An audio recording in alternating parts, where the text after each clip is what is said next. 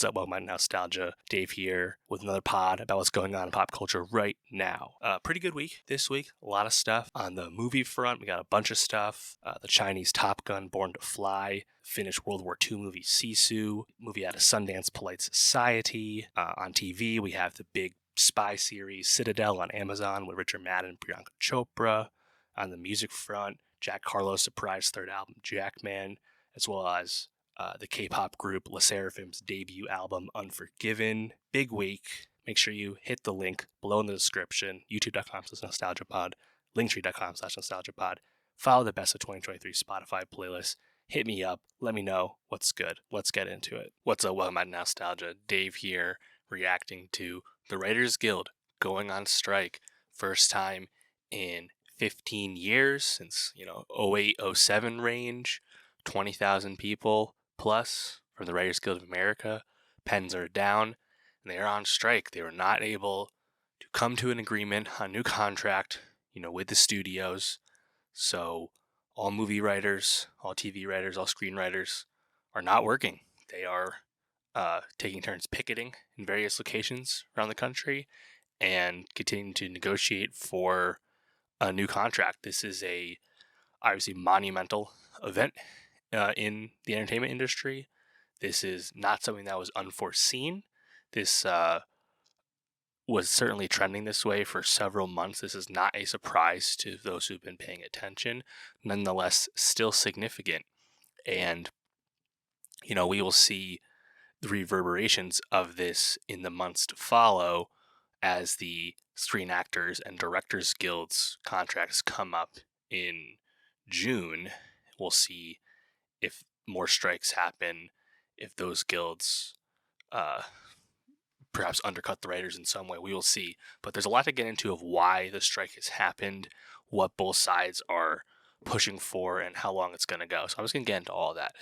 Long story short, I think this is going to be a decent chunk of time at minimum. Like, this is not going to get resolved next week. I'd be really shocked if that happened. And the reason is it just seems like both sides are super dug in, so it's going to take a while. So if this was to go through the summer,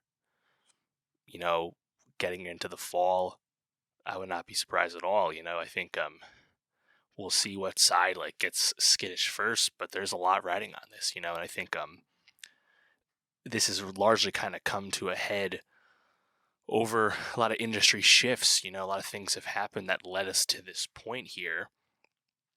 And namely with the writers, I think just a lot of things have changed in how the business is now run, and the way writers specifically are compensated currently is not reflective of how the business now operates. So thus it's not fair, and writers are right to strike to get what they deserve because they just have been left behind.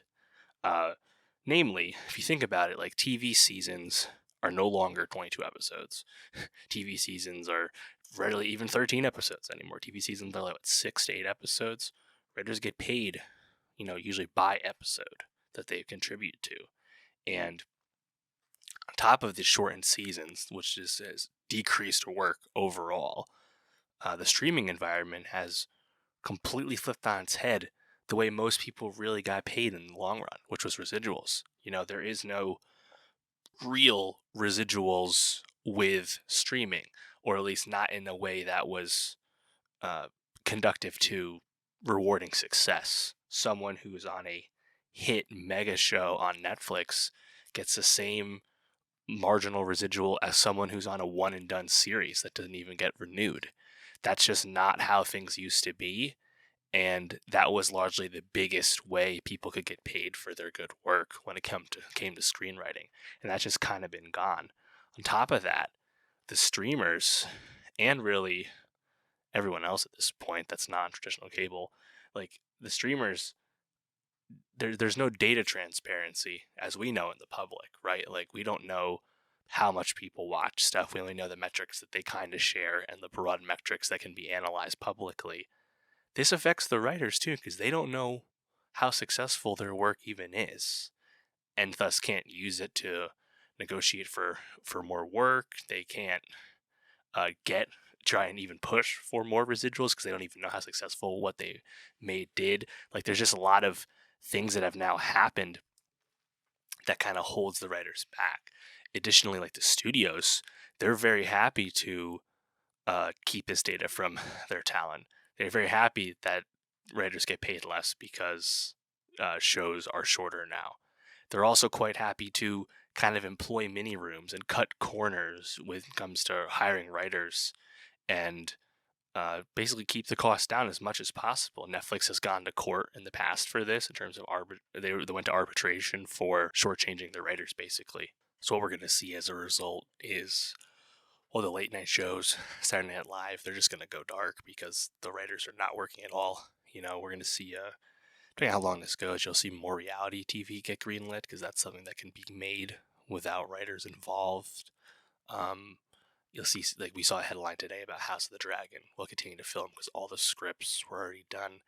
Not as good as that sounds, though, because how common is it for a show to be in production and have no work done on the script? Like, that is not a good place to be when it comes to making your series. So, fingers crossed on that regard for all of us.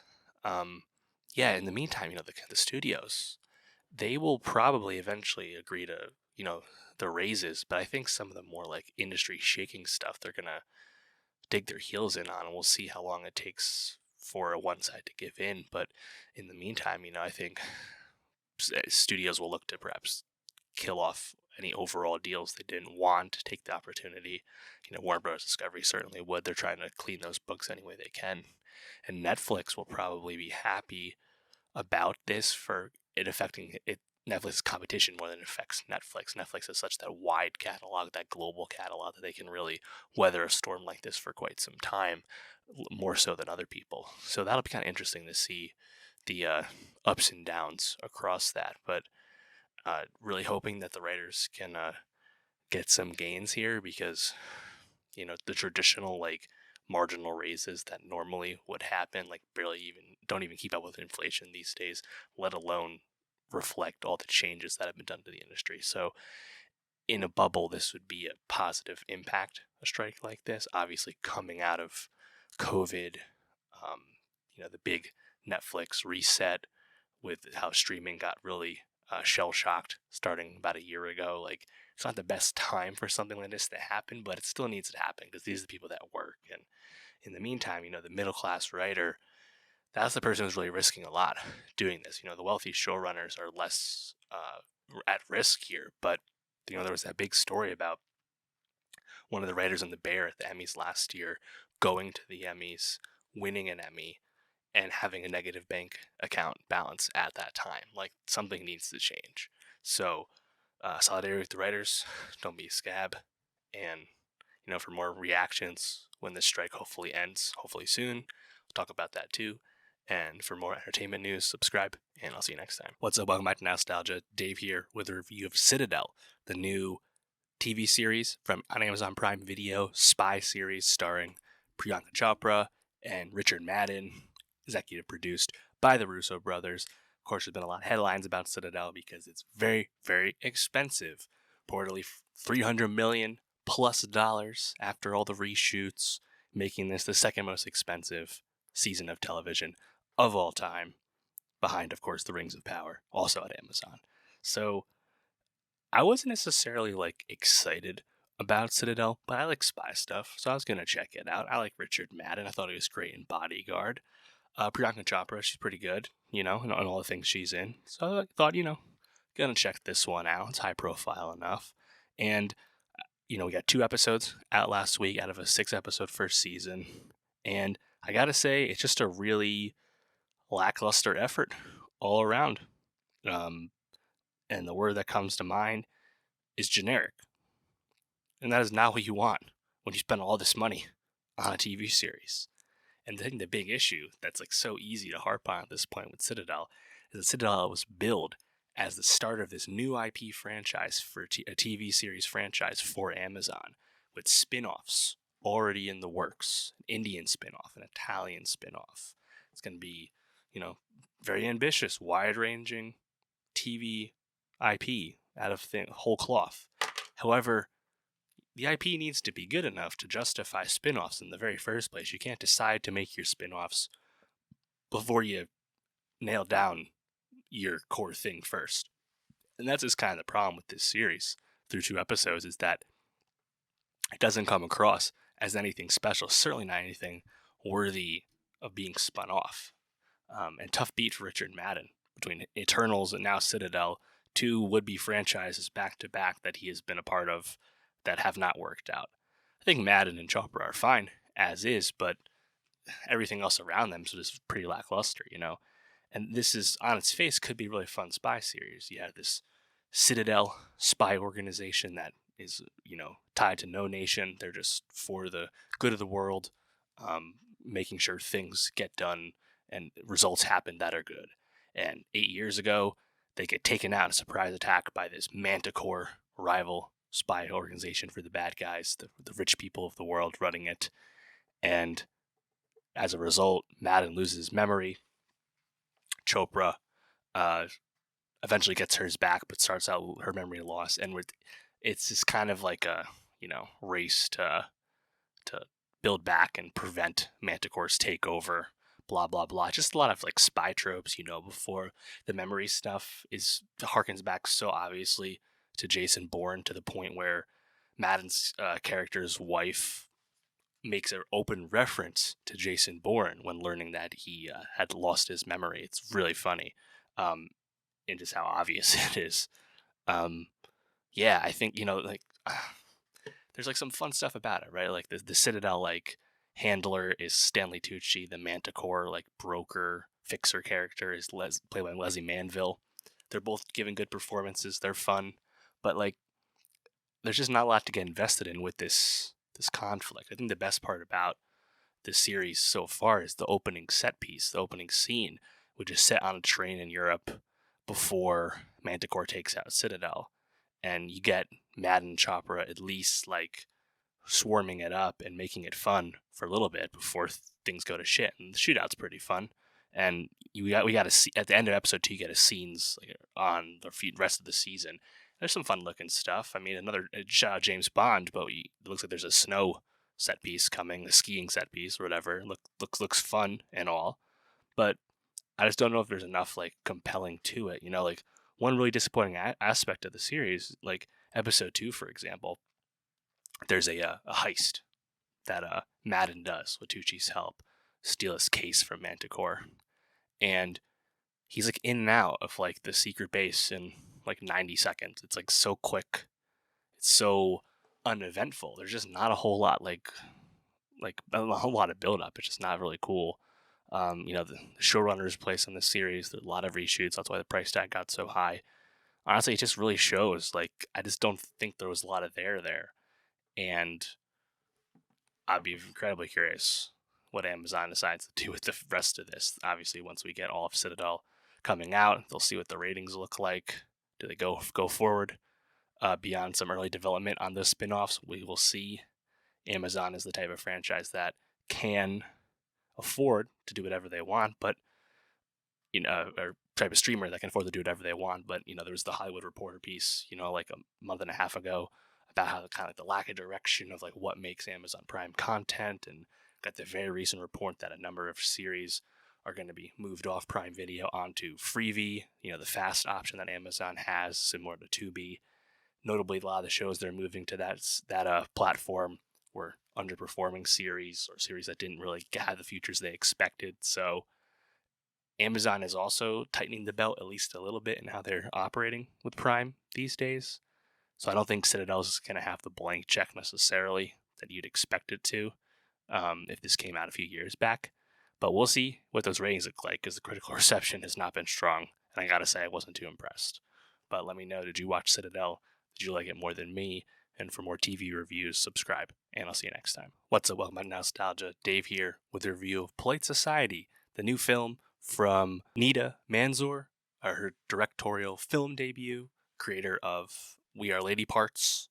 Yeah, new film, debuted at Sundance earlier this year, just came out this past weekend in kind of moderate release from Focus Features. Didn't do too well. I think the platforming and marketing could have been done a little differently. But either way, I think it's a pretty good film that is a lot of fun. And Polite Society simply is set in modern times. It's about Ria Khan, this British schoolgirl, teenager character, played by Priya Kansara, and Rhea really wants to be a stunt woman when she grows up. That's the job she wants to have. And meanwhile, her older sister, Lena, is an art school dropout, kind of down in the dumps, hasn't gone the way she wanted to in life. Lena is played by Ritu Arya, who I thought was absolutely tremendous in scene stealing on the Umbrella Academy for Netflix. That's kind of the main reason I checked out Polite Society, is I saw Ritu was in it.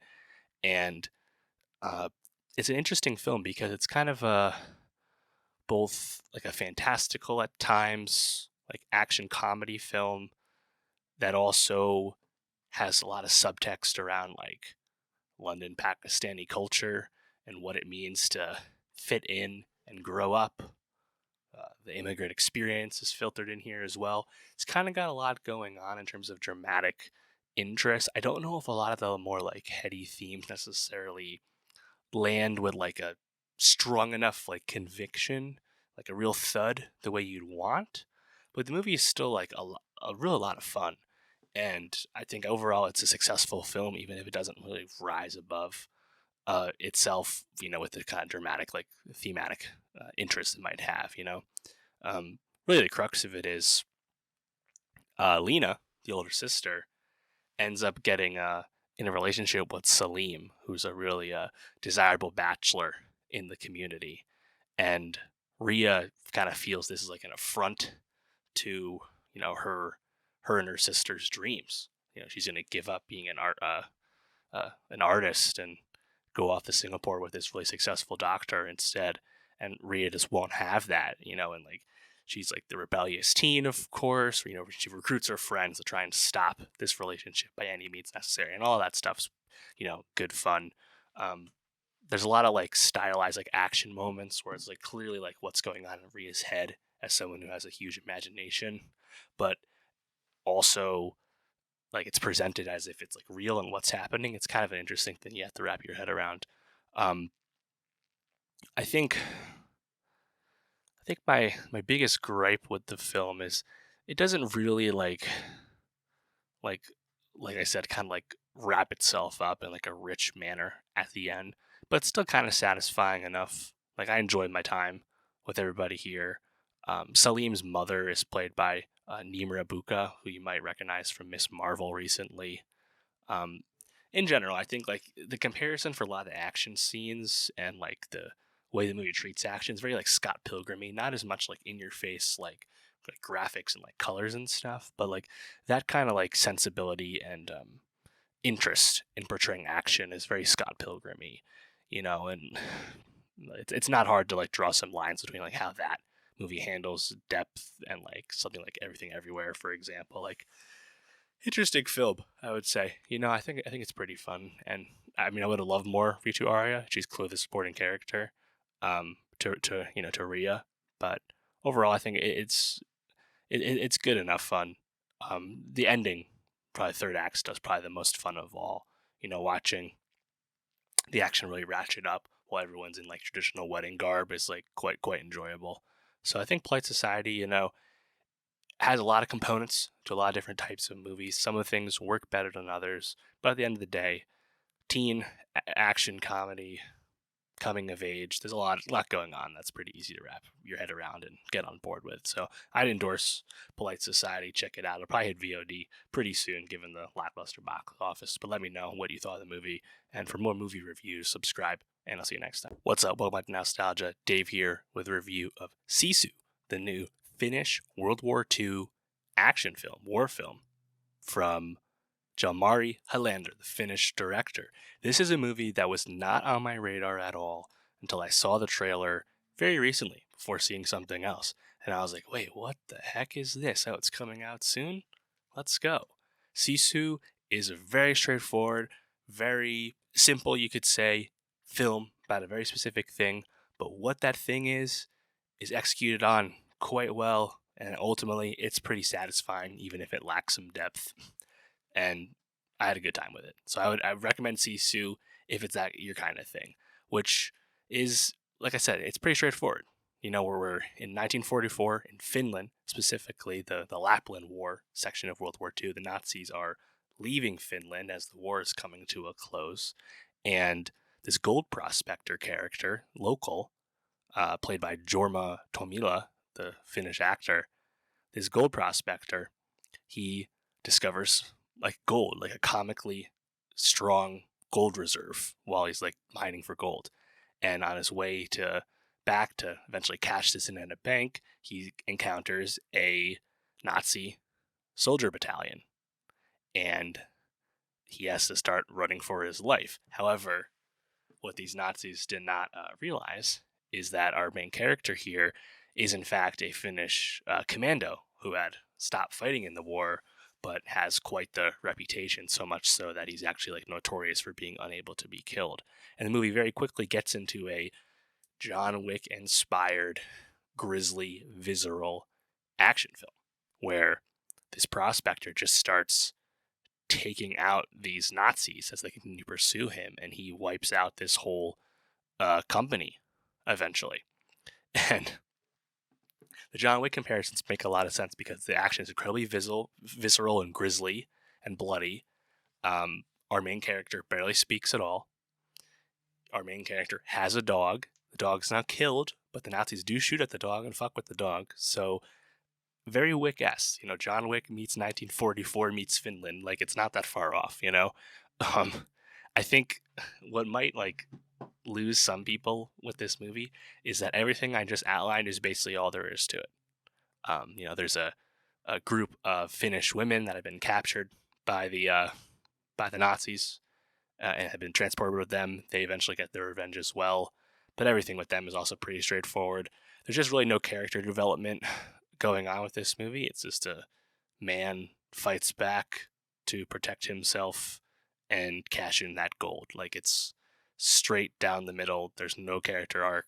There's no depth at all. But the action is very fun and grisly. Of course, we love watching Nazis get obliterated, and that's all great.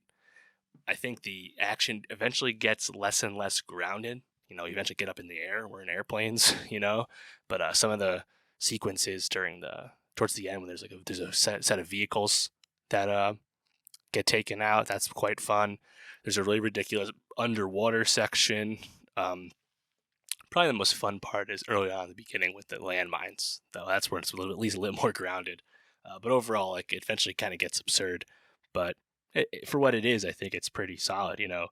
Highlander, he directed this movie on a €6 million production budget, very cheap. And I think, if you got Highlander in Hollywood, maybe with a really experienced cinematographer or something, there's definitely enough chops here to handle something a bit bigger. And I think this movie definitely is quite convincing despite the modest budget. I think it's definitely a success. It's very tight 90 minutes as well.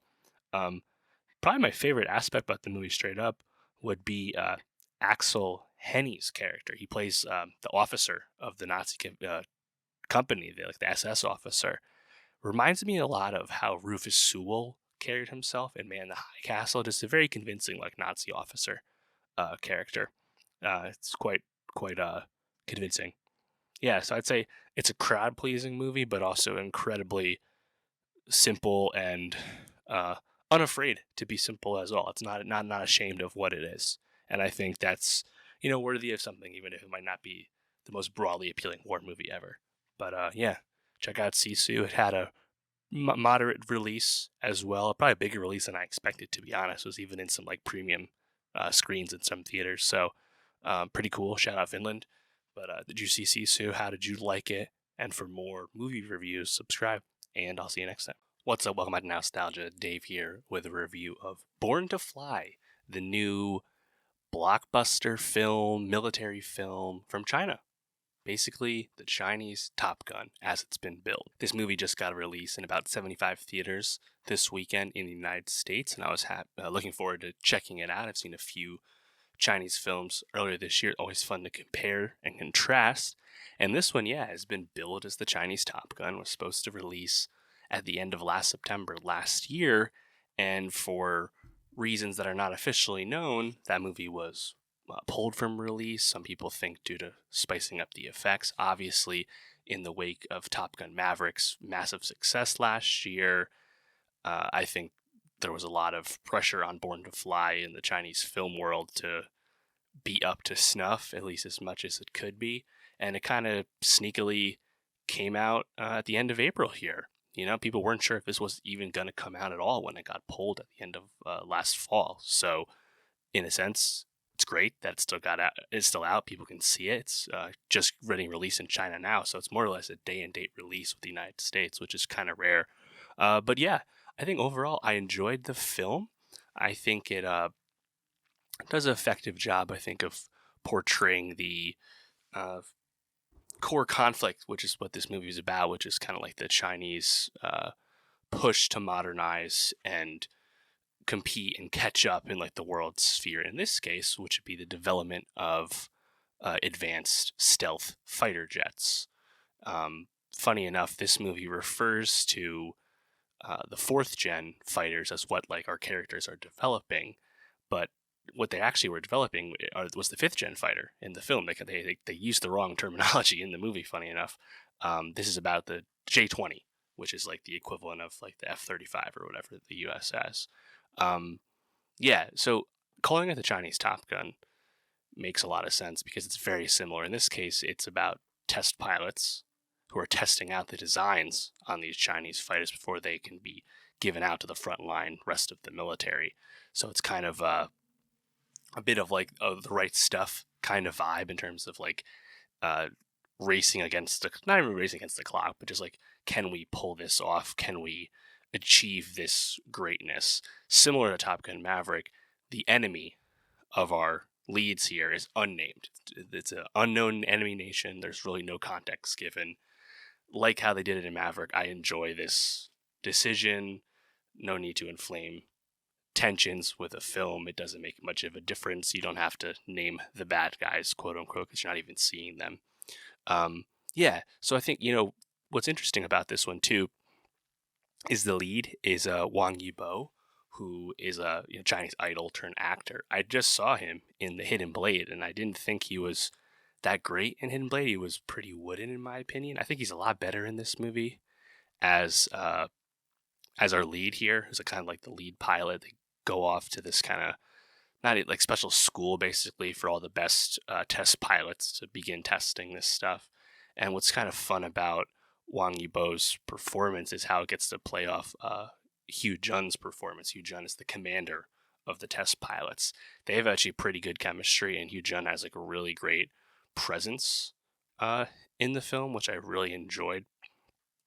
In a sense, you could say that Wang Yibo's character, his rival character, the character Deng Feng, it's very similar to how Top Gun Maverick positions Miles Teller and Glenn Powell in the film. They're kind of rivals, the two best people in the class. They both wanted to be the best and, in this case, do the most advanced tests and achieve the most. And it's kind of fun to put them against each other.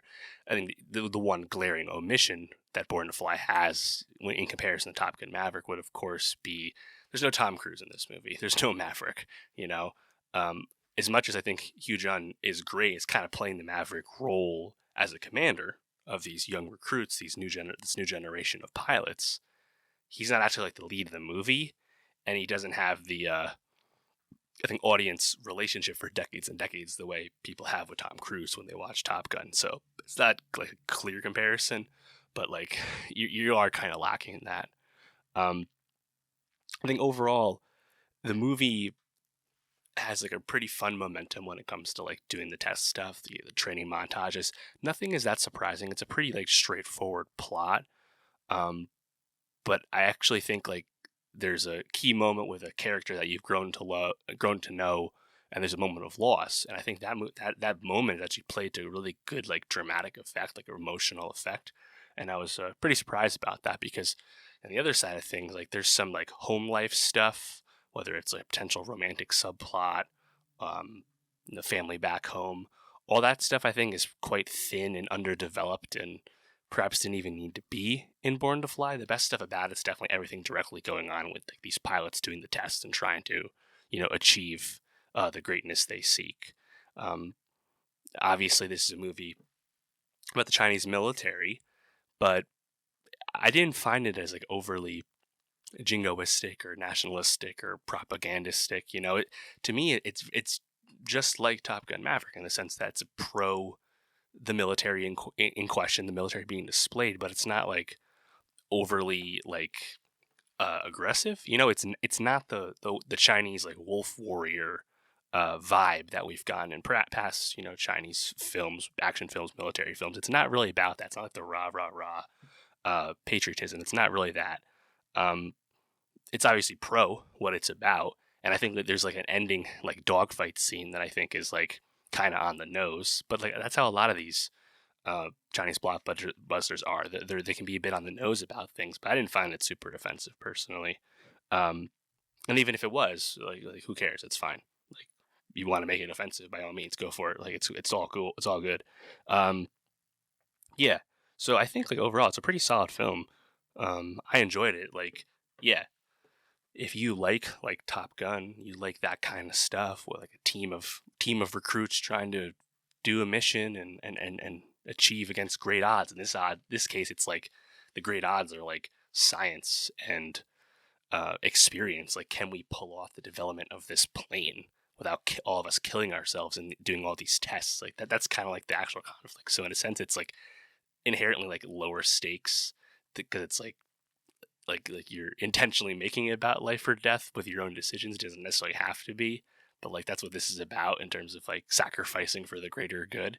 But like I don't know, like it's kind of a basic premise that there's an inherent appeal to it.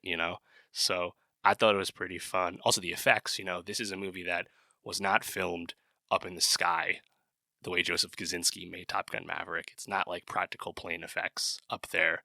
Although the CGI I thought was pretty solid, pretty credible. Like I enjoyed the flying scenes when we were up in like up high, even if it was CGI. Like it looked pretty good. I'd be very curious to know what it looked like last year when the effects apparently were not nearly as good. So they probably did made a great call in doing that delay. So that's nice. But yeah, Born to Fly. I'm curious how well this does in China. The box office I think was starting a bit slower than some other recent stuff. It's not coming out during a holiday period. Um, but yeah, obviously this will be a very small release in the United States to be expected. But yeah, I think I don't know, making movies about fighter pilots, we don't get them that often. This one was pretty fun. But let me know, have you seen Born to Fly? What did you think about it? Check out some of my other Chinese movie reviews I've done recently: Wandering Earth 2, Hidden Blade, Full River Red. I've been seeing the ones that come out in the US. I do enjoy seeking them out and seeing what they're like. And for more movie reviews, subscribe, and I'll see you next time. What's up? Welcome back to Nostalgia. Dave here with a review of SSERAFIM's debut album, Unforgiven. Yes, this is coming out exactly a year to the date since SSERAFIM's debut single album, Fearless, came out. And ever since then, this past year, SSERAFIM just has been on absolute fire. So I was very excited to get into this record here. 2022 was a gigantic year for K-pop rookies, specifically female K-pop groups with IVE and New Jeans and SSERAFIM. It's so crazy that SSERAFIM and New Jeans are both under the HYBE umbrella. They're both under the same label, occupying two very different spaces, and yet both finding like crazy success extremely fast. I think SSERAFIM, maybe not quite as mainstream as New Jeans, at least not right now, still really rocketed up once they followed up Fearless with their second single album, Anti-Fragile, last fall, and really just a bunch of songs off those two, EPs. They only put out a handful of songs, but a bunch of those songs really took off with Fearless and Purities, and of course Anti-Fragile, which is like a really monstrous song, one of the best K-pop songs of last year. I think what's also quite interesting about this group, and probably speaks to why they've been so successful so quickly, is that even though they're like a rookie new group, some of their members were more experienced. Sakura and Chaewon were in a previous K-pop group in their past, even though they're young. So there was a lot of experience brought to this group. And also, Hitman Bang, the founder of HYBE, who also produces, he took like a clear hands-on approach to crafting the sound of SSERAFIM, and you can tell that they're really invested in this group. So I was really excited to get the next iteration of this group, and we get Unforgiven, which is 13 tracks, but it's really only 7 new tracks. A bunch of the songs from last year are back again, like Fearless and Blue Flame and Anti-Fragile and Impurity. So like, if you're new to the group, just put this on and you'll kind of catch up really fast. So I'll just focus on like those 7 new tracks that we have here. It starts off with Burn the Bridge, which is I think kind of like a interesting like interlude intro track. It's like really spoken word with English and Korean, and yeah, it still has like this like tempo build up, and this guitar kind of picks up like towards the end. And in general, like the SSERAFIM brand of, I think it's like a female empowerment thing, right? SSERAFIM is an anagram for what is it for Fearless, right? And since then it's like I'm fearless, I'm anti-fragile, I'm unforgiven. Like this has been their thing, and they're really kind of hyping it up from here. And then right off the bat, you get that title track, Unforgiven, with the guitar lick from Nile Rodgers, and that's just unsurprisingly, like most K-pop title tracks, a big banger. Kind of fun because I think Jaewon gives you a bit of hip hop, which doesn't really usually do that.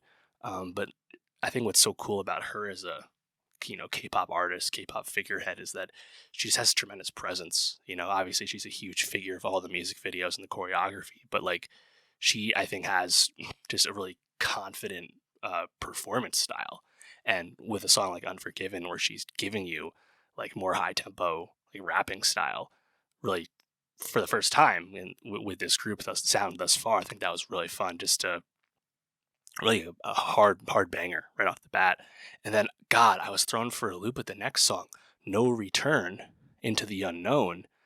That's just a bop, man. Has like 80s like drum tempo, an incredibly catchy chorus.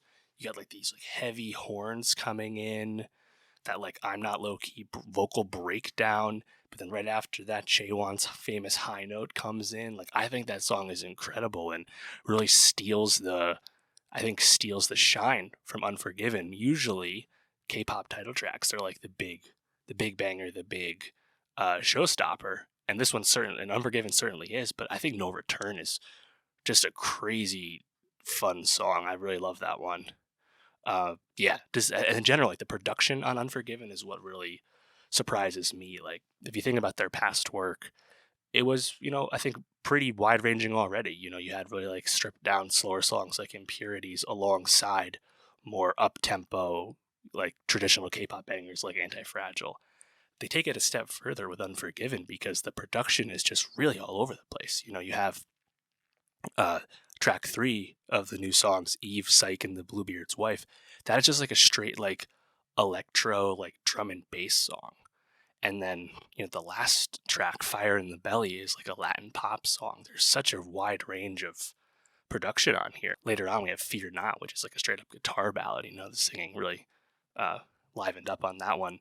But yeah, just overall, I was quite impressed just with how lively I thought this whole record was. Going back to Eve, Psych, and the Bluebeard's Wife, just the boom part is just so catchy, and then the vocals, it's like a call and response type vibe. I think those 3 songs in a row, Unforgiven, No Return, and Eve, like that is a switch up after switch up after switch up, which I think just speaks to this song. The members are really capable of doing different sounds and doing different types of performance, sometimes shining over the beat, sometimes letting the beat kind of ride and gliding. That's what makes this group so fun to me. And again, like, it's cool how Hybe is moving these days, where like all their little sub labels have their own focus, right? Like Adore does New Jeans, Source Music does SSERAFIM. Like, they're all doing their own thing, all have their own lanes, and it's just kind of wild to see like the K-pop rookie scene really like rise up. So I'm very curious to see exactly how big Unforgiven gets, and perhaps the Unforgiven title track gets. And yeah, this group is just a rocket ship, incredibly exciting. So SSERAFIM, I'm a huge fan. How did you feel about Unforgiven compared to the past 2 albums? And for more music reviews, more K-pop reviews, subscribe, and I'll see you next time. What's up, welcome back to Nostalgia. Dave here with a review of Jack Harlow's 3rd studio album, Jackman. A surprise release, just a day or so's notice, short run time, no features. Jack Harlow wasting no time, coming back with another record, of course, after 2022's Come Home the Kids Miss You, featuring First Class, one of the biggest songs of last year. And now Jack comes back seemingly with still a chip on his shoulder, seemingly something still to prove, judged off the lyrics of some of the songs on here. And I would say that this is the best Jack Harlow album we've got so far. Not that that's necessarily saying a whole lot, because I think Jack Harlow is someone who clearly has gotten to the large status he now holds within hip hop and pop music, largely in spite of the strength of his catalog. Jack Harlow's last two albums are not good records. They're records with good moments, but and some hits, of course. But the overall quality of the catalog has still been lacking from Jack. And you can tell that he's heard this before because he kind of gets into this on the album.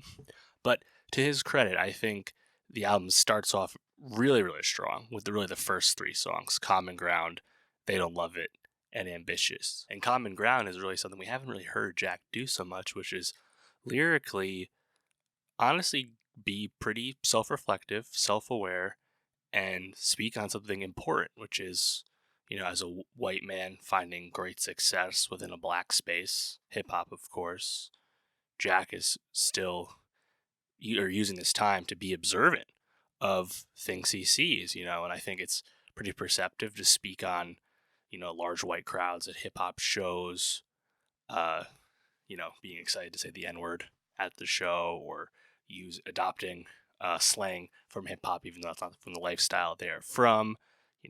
What's he say? The suburbs are filled with ebonics and trap sonics, frat boys saying no cap, put racks on it. Like, it's pretty perceptive. It's maybe an obvious observation, but it's really good to hear that coming from Jack specifically for the obvious reasons.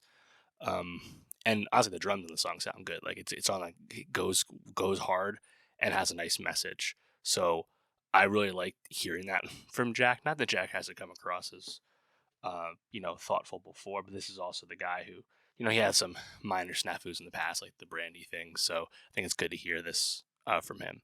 They Don't Love It, I would say, is the best song on the album, track 2. Really high tempo, really awesome horns. The flow is really fast. I think it's awesome. I love the shout out to him and his Louisville guys, Bryce and Jack G. Of course, Bryson Tiller and ESTG and Jack Harlow really holding it down for Louisville as a unexpected pocket of, hip hop these days. However, there is a off-putting extended few bars in They Don't Love It, which would be Jack basically saying that he is, the hardest or the best white rapper since the one with the vomit on the sweater, of course, saying he's better than Eminem. Saying you're the best white rapper since Eminem is basically a tried and true method thing that white rappers do, no matter how big or small they are. It's just a way you can boast. It's a common thing. And Jack's like really confident about saying it, and has that line about, like, whoever you're thinking in your head, no, I'm better than him. He works harder because they don't love it, blah, blah, blah. And it's like, yeah, like, normally, like, it's fine to hear that, but in the case it's coming from Jack, who's super mainstream, he's made it. I don't know if I want to hear this from you, because let's be real. You're not the best white rapper since Eminem. The best white rapper since Eminem is obviously Mac Miller. And Mac Miller's catalog completely dwarfs Jack Harlow's, both in critical reception, quantity, genre variety. Jack Harlow doesn't have nearly the number of cosigns to the degree, especially from OGs, the way Mac did in his time. So it's like, yeah, talk your shit, but you saw it on Twitter. Like, Mac Miller was literally trending because how many people heard that song and were like, well, no, we're not going to let that one slide. So ultimately, it's like a, harmless boast per hip hop standards, but it's like, it is what it is, my guy. Ambitious, I like that one. I think the strings and that sound really good. Fun wordplay. My brother's gonna step Will Ferrell. I gotta say though, the line was it coming in my girl like I'm sterile? That's just a foul line, man. I don't care how charming you are. That one might cross the line for some people. He starts to slow it down from there. What is that I? And in general, I really don't like Jack when he slows it down. It's not his thing. I like him when his flows are fast, his raps are hard. That's when he's at his most fun. Gang Gang Gang is an interesting song. It's really a storytelling song, pretty short. Most of these songs are quite short. But Jack basically talking about, knowing someone or having friends that, in this case, like friends that a friend that had rape charges, and a friend that molested children, or a friend or acquaintance, whatever it might be. And it's like taking like something really raw and real and putting your own personal spin on it. I don't know if he really like speaks too much about any of those like issues or what it's like to be in that spot, but it does come across as, I think, genuine, specific in terms of like that guttural reaction of like, how do you feel when someone and have had great times with has done something heinous? It's I guess it's interesting, and it's kind of self-reflective, like honesty, I suppose. But not a song I'd want to hear again. Obviously, I saw a lot of love for Denver. Too slow for me personally, and in general, I think the album starts to really fade out from here. Despite 10 songs, 24 minutes, it really fades out in the second half. But I still think it's his best overall. Just I think the highs on this album, Jackman, are better than the highs on his past work. It Can't Be, though, is probably the highlight, in quotes, that most people would have from the back half of this album. And man, I think that really does a lot to sully the goodwill you might have engendered with the lyrics on Common Ground. It Can't Be, Jack Harlow on the chorus. The chorus of this song, the whole crux of this song is, "It must be my skin. I can't think of any other reason I win. I can't think of an explanation. It can't be the years of work I put in." And he goes on and on about, the criticism that's been labeled at Jack Harlow, which is, in my opinion, very correct, that Jack Harlow is as big and famous as he is largely in spite of his musical output. That doesn't mean that all the things he brings up in this song aren't true. Of course, Jack Harlow worked hard.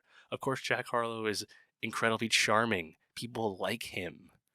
There's plenty of things Jack Harlow has done to get himself to where he's at. It's not only because he's white that's where he's at. However, because he's white, he's been able to get away with some stuff because the records haven't been there to the degree they would need to be there to be at the level of A-list that Jack Harlow is at. That's just the truth of the matter with his music, and that's something he'll have to wrestle with. The fact that you have a song like this, though, which doesn't acknowledge that it's both things at once, but it completely absolves the fact that he's white and got to his status with some help from that. Very off-putting from the guy who made Common Ground, 7 songs earlier. It really left a bad taste in my mouth, just because it's a lack of self-awareness, honestly. So I found that pretty off-putting. Overall, though, it's a good record. Like I said, I think They Don't Love in particular is a really fun banger for me. I think just overall, like with the pen, Jack seemed to really be getting back into not really playing for radio with this. Of course, he's already found all that success and whatnot, so he doesn't necessarily have to. But hey, if you're gonna drift back into your creative bag by rapping on a lot of soul beats, I mean, there's worse things to do. So overall, I'm happy with Jackman, despite some of my criticisms. But how you feeling about this one compared to his last albums? We got a lot of Jack Harlow the past few years. How you feeling about this one? And for more hip-hop reviews, more music reviews, subscribe, and I'll see you next time. What's up, Welcome Back to Nostalgia? Dave here with a review of White House Plumbers, the new HBO miniseries, 5-episode miniseries, premiering this past Monday, rolling out the next 5 weeks, about the Watergate break-in. Of course, a tried and true subject when it comes to adaptation, famously with All the President's Men, as we all know, but even on TV last year on Starz, Gaslit, very similar type of series about Watergate, featuring Julia Roberts and Sean Penn, of all people. This time around, we're going from Starz to HBO, and we have Woody Harrelson and Justin Theroux in the lead, as well as Donald Gleason and Lena Headey also in the cut. This is showrun by several Veep writers, directed by David Mandel of Veep as well. And yeah, I think this is something I'd been looking forward to. It's interesting. We've known about Gaslit and White House Plumbers like in tandem for several years at this point. And then Gaslit came out last year and really kind of came and went, didn't really get a lot of attention. Kind of a victim of that, Emmy deadline glut last spring. So HBO seemingly held this to get some distance and not just put out a second Watergate show right away.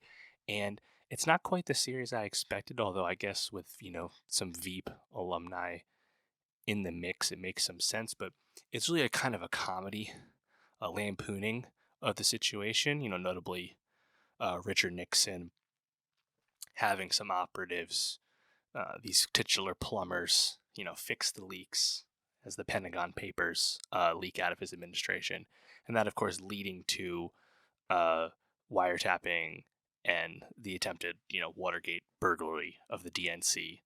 And we're going to seemingly get to that point. We don't get too far through episode 1. And I guess I'm curious if this show will have enough, like substance to it beyond being like, hey, look at these idiots. They worked for the president. They were part of the executive branch. Ha ha ha. If that's all it is, I guess it'll be amusing enough because it is like fun subject matter. Like Watergate is pretty juicy stuff. I'm always down for some period drama and period comedy, so I guess that's fine. But I'm not sure if this will reach the heights maybe it needs to, and it's certainly going to get overshadowed by the final seasons of Succession and Barry airing alongside it, in the next few weeks. But I guess the best thing about it through one episode would be really you have Woody Harrelson as Howard Hunt and Justin Theroux as Gordon Liddy. Those are the, main attractions here. And specifically would be Theroux's performance as Liddy. Very committed, very kind of over the top, but also like very like specific and like really enunciating words in a certain way, and some obvious humor in the beginning with Liddy kind of having this weird affection for some of Hitler's like charisma and stuff like that. You can tell it rubs Hunt the wrong way right away. Harrelson as Hunt, I think he's interesting because he's kind of playing a few different characters.